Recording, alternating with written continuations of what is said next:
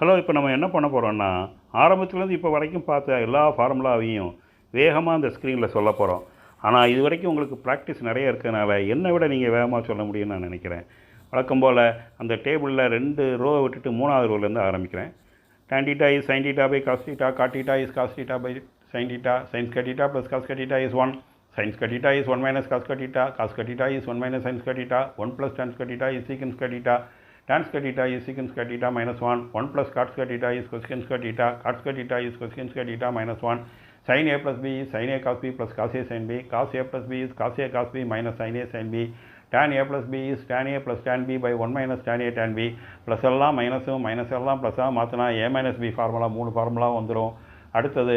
sin a plus b into sin a minus b is sin squared a minus sin squared b, cos a plus b into cos a minus b is cos squared a minus sin squared b. அவ்வளோதாங்க.